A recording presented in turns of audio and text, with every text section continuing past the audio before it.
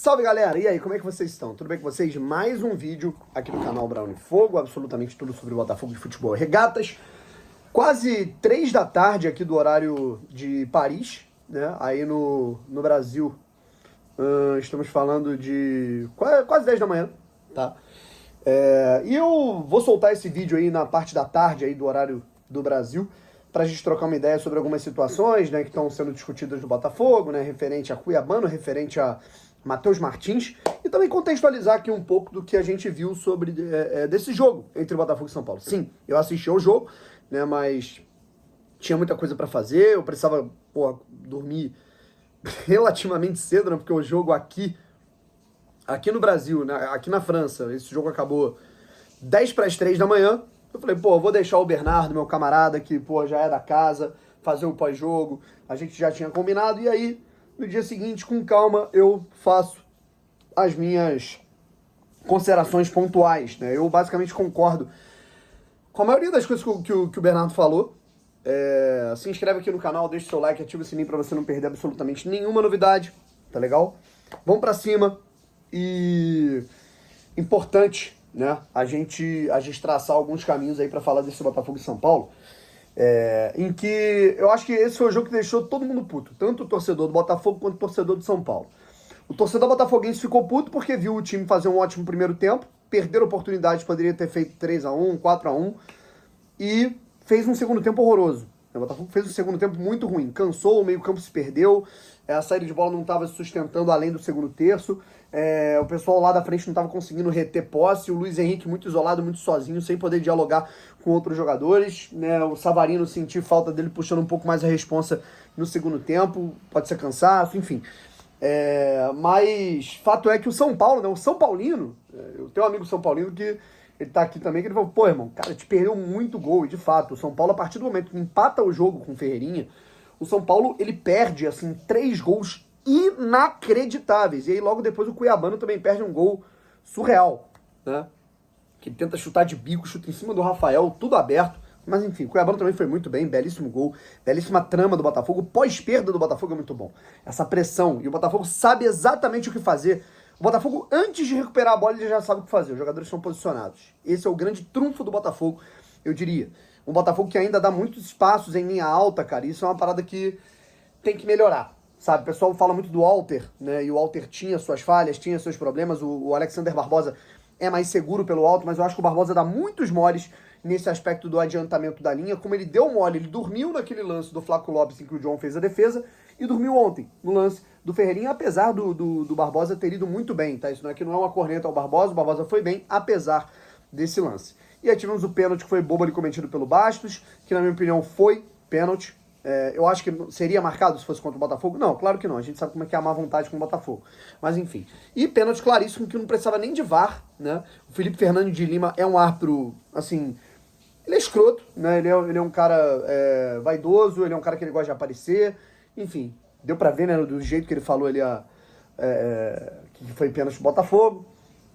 E aí a partida terminou 2-2. Eu acho que foi um resultado justo. O Botafogo podia ter vencido, dados as chances perdidas no primeiro tempo. E o São Paulo podia ter vencido, dados as chances perdidas no segundo tempo. O Tietê, né, cara, que participa da jogada do segundo gol. Ainda tô achando ele muito disperso de alguma maneira, cara, a rotação da equipe. Acho que uma chegada do Alan pode potencializar algo. Marlon ontem não... Assim, teve uma coisa que me incomodou, né, cara? O Marlon, cara, eles precisam ganhar, né? O time que tá na liderança do campeonato, independente de ser um jogo, Morumbi, casa cheia, o São Paulo é um clube grande, o São Paulo tem um time muito qualificado. O pessoal acha que, o São Paulo, meu irmão, o São Paulo tem o Ferreirinha, que é um ótimo jogador, tem o Luciano, que é um ótimo jogador, tem o Lucas, que pra mim é um dos melhores. O Lucas, ele pra mim tá no top 3 melhores jogadores do Campeonato Brasileiro, tá? Se eu tivesse que montar um top 3 melhores jogadores do Brasileirão até aqui, top 5, vamos colocar assim... eu acho que eu colocaria Júnior Santos, Matheus Pereira, não nessa ordem, tá? Júnior Santos, Matheus Pereira, Estevão, o Lucas e o Arrascaeta. Então eu colocaria esses 5 e o Pedro, né? Talvez no lugar do Arrascaeta, porque o Arrascaeta tá dando uma melhorada agora, mas o Pedro vem sendo muito consistente. Enfim, e é isso. Eu acho que o Botafogo ele não é um resultado a se lamentar, mas eu acho que o contexto do jogo fez a gente desligar a TV ele meio puto, falou, caralho, dava pra melhorar, porra, demos mole aqui e tal. E ainda teve o adendo de que o Flamengo ganhou o jogo no fim da partida.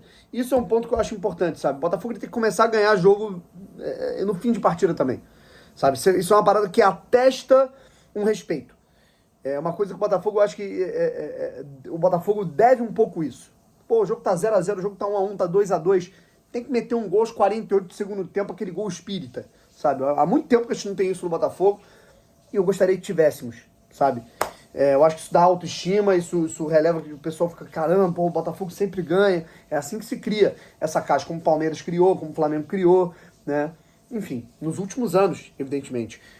E aí, cara, falando um pouquinho sobre o Campeonato Brasileiro, o Botafogo termina o primeiro turno líder do campeonato. Eu, particularmente, não esperava. Se você pegasse lá aquela transição, Thiago Nunes, Fábio Matias, Arthur Jorge, alguém esperava que o Botafogo lideraço do campeonato?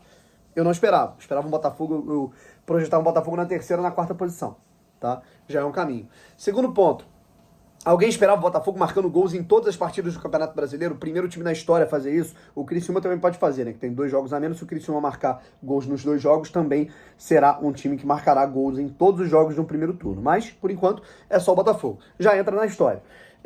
E uma parada que é importante, o Botafogo está 3 pontos à frente nesse momento Nesse momento o Botafogo está 3 pontos à frente do Flamengo, né? E, se eu não me engano, o Botafogo agora está 4 pontos à frente do Palmeiras, certo? 4 pontos à frente do Palmeiras, que perdeu para o Fluminense. Enfim, acho importante que o Botafogo tenha esses 40 pontos. O Botafogo tem 10 pontos a menos em relação ao primeiro turno do ano passado. E eu acho isso bom, tá? Mas pô, 50 pontos é melhor que 40, beleza. Mas eu acho que nos deslumbramos demais com aquele primeiro turno fora da curva e os jogadores se descontrolaram, deslumbraram, acharam que podiam mais que o treinador, que podiam mais que o Textor e deu tudo que deu. Então acho que o Botafogo perder um ali, empatar outra ali, óbvio, com adendos que o Flamengo também perca e o Palmeiras também, Cruzeiro, Bahia, toda essa galera, São Paulo, né, que a gente tem que respeitar. É importante que a gente, né, tenha esse sempre na cabeça de, pô, dá pra melhorar. Dá pra melhorar. A gente não tá no paraíso, né? Depois daquele Botafogo e Inter, que o Botafogo ganhou no último jogo do primeiro turno do Brasileirão, a gente estava nas nuvens, né? No paraíso, não tinha nada que mudar, era nota 10. E quando você atinge o ápice, a nota 10, tão cedo, isso é perigoso. Isso é perigoso. Então, que bom que a gente tem algo a melhorar. Enfim, a gente finaliza esse vídeo aqui, né, cara, falando um pouco também sobre a situação do Cuiabano. É uma informação que veio por parte do Trivela, né? Que é um portal que tem muita credibilidade aqui do Brasil. É um dos primeiros sites assim, de cobertura futebolística digital que surgiu, né, há 10, 20 anos. Eles falaram, né, cara, sobre o Cuiabano estar sendo observado por olheiros de La Liga, da Premier League e da Ligue 1. Né? Então, gente do campeonato francês, inglês, espanhol, o pessoal estava ali observando os jogadores nesse jogo entre Botafogo e São Paulo no Morumbi, e um desses atletas era o Cuiabano, que curiosamente fez o gol, tá certo? Não sai nessa janela, tá? Importantíssimo pro Botafogo, pode ser que saia na próxima, beleza, mas nessa janela não sai. O Botafogo fez um ótimo negócio, como é bom ter dinheiro, né, cara? Antes o Botafogo era o time que vendia grandes ativos a troco de bala, por isso, como o Grêmio fez com o Botafogo com o Cuiabano, tá?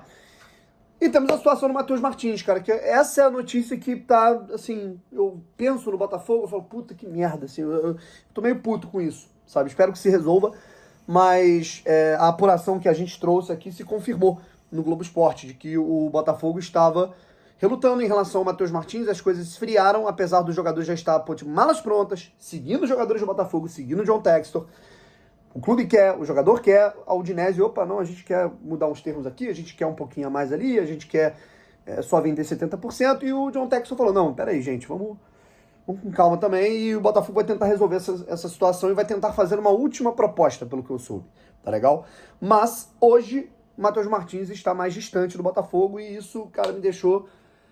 Porra, cara, porque o Matheus é muito bom jogador, cara, assim, eu sou suspeito pra falar, é um gosto pessoal, né? Não é um fim do mundo se ele não vier, o Botafogo pode encontrar. Acho que essa é a questão, né? O Botafogo tá buscando ativos no mercado. O Botafogo não finalizou a sua janela em relação a ataque. Isso é interessantíssimo, né? Porque significa que o Botafogo ele não tá dormindo no ponto, tá querendo contratar mais jogadores pra disputar as 3 competições. O Botafogo, a informação que eu tenho é de que o Botafogo não quer. O Botafogo ele naturalmente vai ter que poupar, como todo mundo poupa, times no Campeonato Brasileiro, numa Copa do Brasil, porque está disputando as 3 competições. Mas poupando, o Botafogo mesmo assim quer ser competitivo. Por isso está tentando contratar esses jogadores. Eu gosto muito do Matheus. Adoraria que ele viesse, cara. Se não vier, eu vou ficar triste, porque é um gosto pessoal meu, eu acho ele muito bom jogador. Pelo que eu vi no Fluminense, surgimento dele no Flu, tudo mais, não sei o que aconteceu na Europa, mas eu acho que ele voltando pro Brasil poderia arrebentar. Porém, se não viesse, vier alguém, algum jogador, né, melhor, enfim, alguma outra possibilidade, tá lindo também, vamos pra cima. E é isso, rapaziada. Bom, se inscreve aqui no canal, deixa o like, ativa o sininho e partiu. Batida de cobertura hoje que vai ser insana. Começam os Jogos Olímpicos, rapaziada. Fui!